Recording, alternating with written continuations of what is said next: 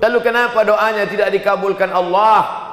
Ternyata sebabnya kata Nabi Muhammad sallallahu alaihi wasallam, mat'amuhu haram, makanannya haram. Mashrabuhu haram, minumannya haram. Malbasuhu haram, pakaiannya haram. Wa ghuziya bil haram, dan dia diberi makan haram, dan dia memberi makan haram. 4 sebab doa tak diperkenankan, tak dikabulkan Allah. Ilahi nasdulil firdausi ahla. La ilaha illallah wahdahu la syarikalah, wa ashhadu anna sayyidana Muhammadan abduhu wa rasuluhu la nabiyya ba'dah. Allahumma salli ala sayyidina Muhammad wa ala ali sayyidina Muhammad kama sallaita ala Ibrahim wa ala ali Ibrahim innaka Hamidum Majid. Allahumma barik ala Muhammad wa ala ali Muhammad kama barakta ala Ibrahim wa ala ali Ibrahim innaka Hamidum Majid. Qala Allah Ta'ala fil Qur'anil Azim wa huwa asdaqul qailin. A'udzu billahi minasy syaithanir rajim. Ya ayyuhalladzina amanu taqullaha haqqa tuqatih wa la tamutunna illa wa antum muslimun. Wa qala ta'ala fi ayatin ukhra, ya ayyuhalladzina amanu taqullaha wa qulu qawlan sadida yuslih lakum a'malakum wa yaghfir lakum dhunubakum wa man yuti'illaha wa rasulahu faqad faza fawzan 'azima. Ibadallah, usikum wa nafsi bi taqwallahi wa ta'atihi faqad fazal muttaqun. Hadirin jamaah Jumat yang dimuliakan Allah Subhanahu wa taala. Rajulun as'as, ada seorang laki-laki yang rambutnya kusut, aghbar, berdebu. Kenapa rambutnya kusut? Dia takut menyisir rambutnya, kalau sampai rambutnya gugur dia akan membayar dam, membayar denda, membayar fidyah. Aghbar, berdebu. Mengapa rambutnya berdebu? Karena dia takut mandi. Kalau sampai dia mandi lalu rambutnya gugur, dia juga akan dikenakan dam, denda.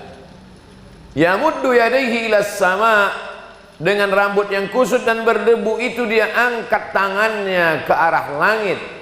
Bukan karena Allah di langit, tapi karena langit itu adalah qiblatud doa, kiblat salat. Fawalli wajhaka syatral masjidil haram, hadapkan wajahmu ke Masjidil Haram. Bukan Allah bertempat di dalam Ka'bah, tapi karena itu kiblat salat. Yamuddu yadayhi ilas sama, lelaki yang rambutnya kusut dan berdebu itu mengangkat tangannya ke langit, karena langit adalah qiblatud doa. Begitu kata Imam Ibnu Hajar Al-Haytami dalam kitab Al-Fathul Mubin bisyarhil arba'in. Lalu ketika dia angkat tangannya ke langit, dia berkata, ya Rabb, ya Rabb, ya Allah, ya Allah. Ketika orang berkata ya Rahman, saat itu dia sedang memanggil wahai engkau yang penyayang. Ketika seorang berkata ya Rahim, saat itu dia sedang memanggil engkau yang maha pengasih. Tapi begitu dia berkata ya Rabb, maka saat itu dia sedang berkata, ya Rabb, kau yang mencipta aku. Ya Rabb, kau yang mengatur hidupku. Ya Rabb, kau yang memberi aku rezeki. Rambutnya kusut, berdebu, tangannya dia tengadahkan ke langit, mulutnya berkata, ya Rabb, ya Rabb. Tapi doanya tidak dikabulkan Allah. Apalagi yang kurang? Kurang rendah dirikah dia di hadapan Allah? Dia sudah merendah, tangannya diangkat setingginya. Kurang rendah dirikah dia di hadapan Allah? Dia sudah merendahkan diri dan jiwanya, sampai-sampai dia takut rambutnya gugur. Lalu kenapa doanya tidak dikabulkan Allah? Ternyata sebabnya kata Nabi Muhammad sallallahu alaihi wasallam, mat'amuhu haram, makanannya haram. Mashrabuhu haram, minumannya haram. Malbasuhu haram, pakaiannya haram. Wa ghuziya bil haram, dan dia diberi makan haram, dan dia memberi makan haram. 4 sebab doa tak diperkenankan, tak dikabulkan Allah. Dan kita sampai hari ini alhamdulillah tidak memakan makanan haram.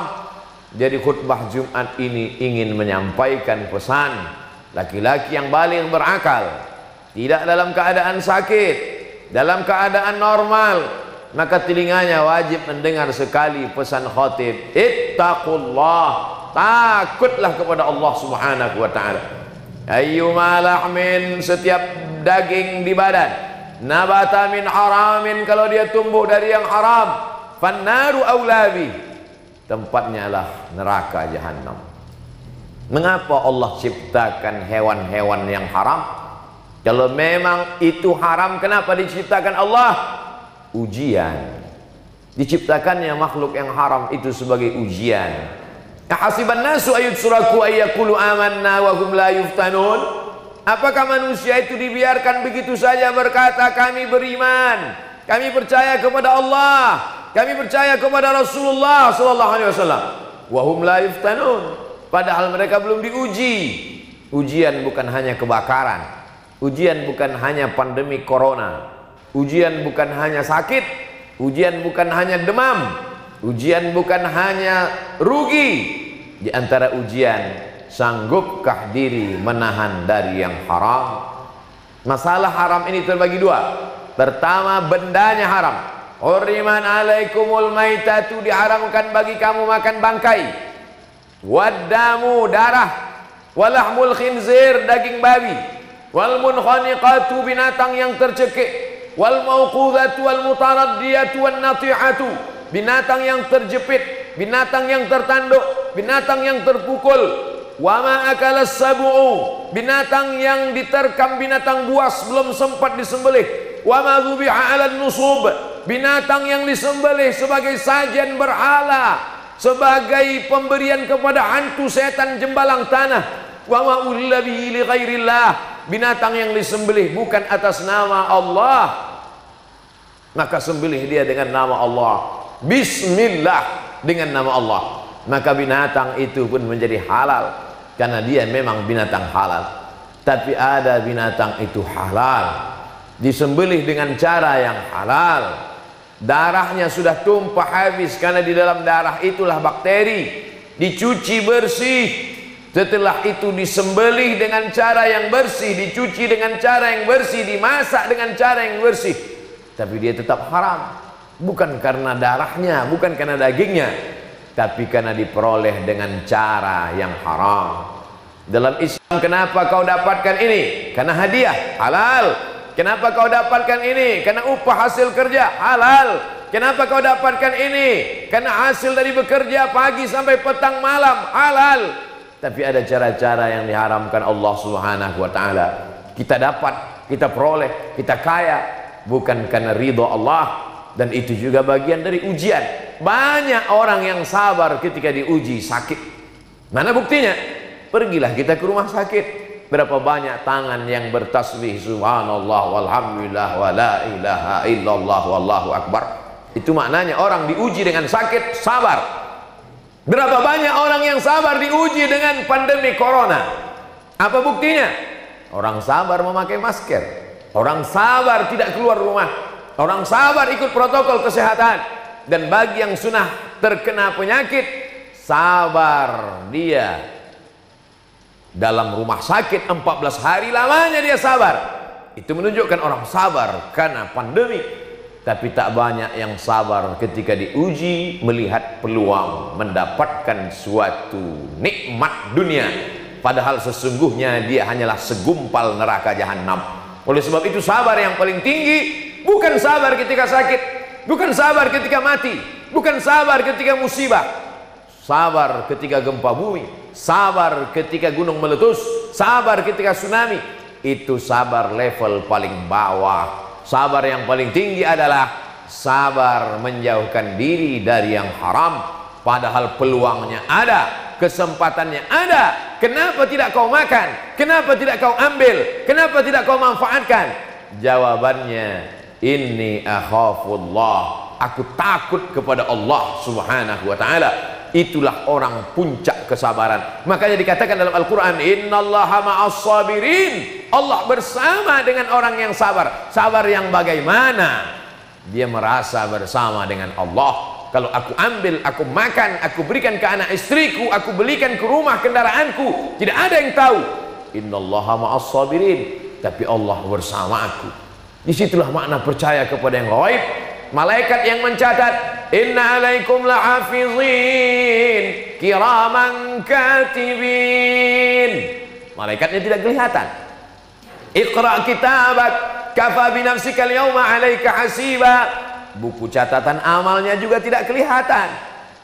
Malaikat mungkar nakir yang akan menanya di alam kubur juga tidak kelihatan. Ruh yang bersemayam dalam jasad yang akan bertanggung jawab di hadapan Allah juga tidak kelihatan. Surga dan neraka juga tidak tampak di kelopak mata. Puncak dari beriman kepada yang gaib adalah Allah. Mana Allah itu? Hari ini belum pernah ada orang menantang khatib bertanya, mana Allah itu? Tapi pada zaman Nabi Musa dulu, apa kata mereka? Ya Musa, wahai Musa, ij'al lana ilahan kama lahum alihah. Buatkan kami Tuhan yang bisa dilihat mata, sebagaimana mereka punya Tuhan dalam bentuk patung dan berhala. Bahkan lebih tegas dari itu, Bani Israel menantang, arinallaha jahrah, tunjukkan kepada kami Tuhan jahrah, secara nyata.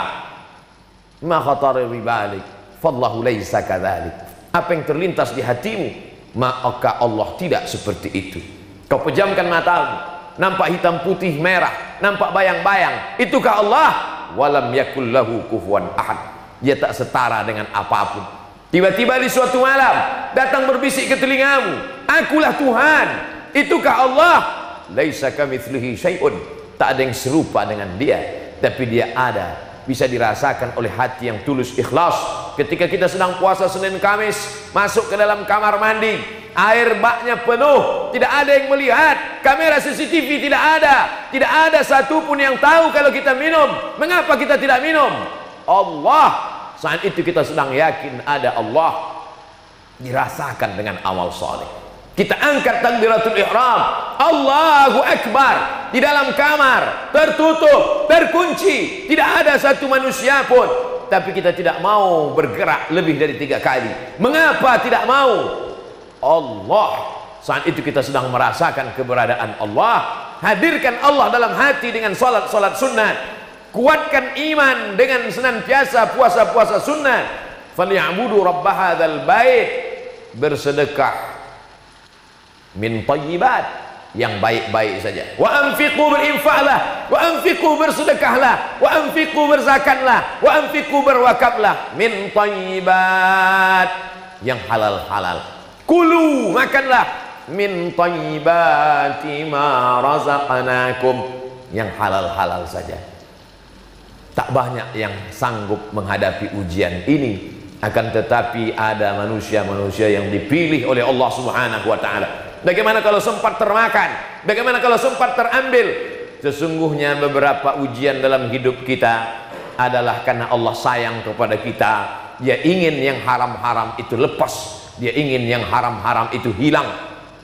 Ada orang yang selama ini badannya tetap sehat, hidupnya tetap tenang, jabatannya tetap tinggi, tak ada hal yang dimakannya haram. Di mana Tuhan? Kenapa tidak adil?